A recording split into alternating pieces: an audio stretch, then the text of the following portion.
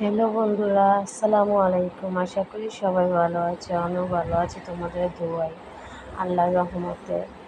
এই যে দেখো, ইট পাথরের জঞ্জাল, কিন্তু কোথাও শান্তি নেই। শান্তির বড্ড অভাব। অথচ দেখো, কুঁড়ে ঘরেও শান্তি আছে। দেখবে রেল স্টেশনে কীভাবে স্বামী স্ত্রী একসাথে ঘুমাচ্ছে, বা ওরা আলাদা থাকলে ওদের কি শান্তি।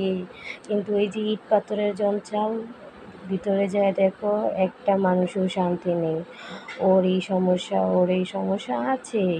আসলে শান্তির বড্ড অভাব জীবনে, তাই না পুরা? জানো, এইখানে একটা আম গাছ আছে, আম গাছটা হয়তো তোমরা দেখে বুঝতে পারতেছো। যাই হোক, আম গাছের গল্পটা পরে বলতেছে। এই যে ছোট্ট ঘরটা দেখতেছো, এই ঘরটার মধ্যে একটা কুকুর ছিল। এই কুকুরটা আমি এখানে জানালা দিয়ে বসে বসে দেখতাম যখন আমার আকসা হচ্ছিল না, মানে আকসা হওয়ার আগে আর কি, সময় কাটতো না, তখন আমি এইভাবে বসে বসে দেখতাম। আর দেখো, কত মানুষ, কত গাছ, কত গাড়ি, কিন্তু শান্তি নাই। আর ওই যে বললাম না, এখানে আমি জানলায় বসে বসে দেখতাম আম গাছে কয়টা আম হয়েছে, অথচ বাবার বাড়ি কয়টা জানালা সেটাই আমার মনে নাই। জীবন, এই যে পিচ্ছিটা, ও সেটা জানেই না যে ও এখন জীবনের সবচেয়ে সুন্দর মুহূর্ত পার করতেছে, এই জীবন আর আসবে না।